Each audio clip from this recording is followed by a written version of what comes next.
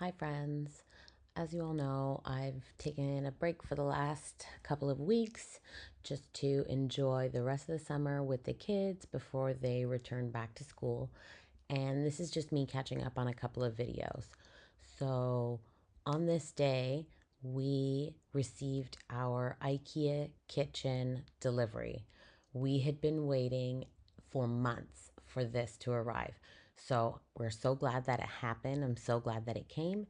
And we are going to attempt to put this together in the next few weeks. So, Chris and I decided that we weren't going to be able to tackle the entire kitchen right away because we have kids and we have a lot of activities going on, and it's just not a realistic goal.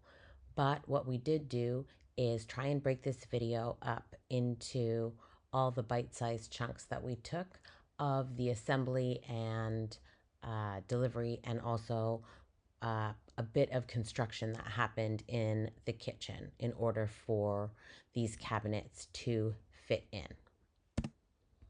So, just to give you some context on how long we've been waiting for these cabinets, we put in the order the end of January.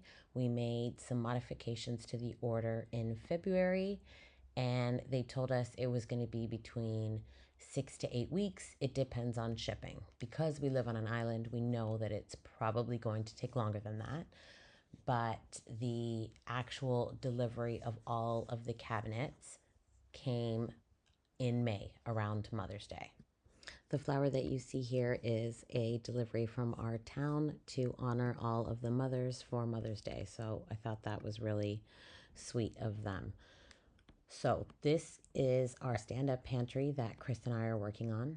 We currently have a bookshelf that is housing all of our dried shelf-stable goods in our kitchen right now, which is right behind me, and that is taking up way too much space. So this stand-up cabinet, even though it is deep, it is going to fit perfectly in between the two doors in our kitchen. We have one access door to the backyard, and that also houses our laundry machines, and then the other door is to the hallway where our bedrooms are.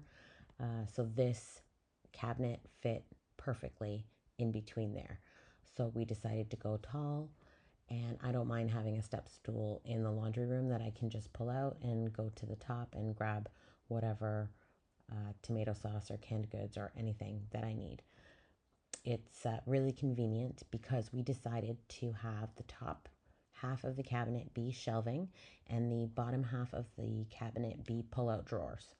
This was a decision that we made because we loved, in our house in Canada, we had a pantry that had pull-out shelves, and it was really convenient for those heavy items like potatoes or flour, because I do a lot of baking, those kinds of things. So Chris is installing the cabinet to the wall. You don't have to put that back bracket on if you don't want to, but we are just going to be putting a lot of heavy food items in there, and we want it to be as stable as possible. So after Chris and I make all of the adjustments, we add the shelving and the drawers in, and the cabinet is done. That was our first fully installed cabinet in the kitchen.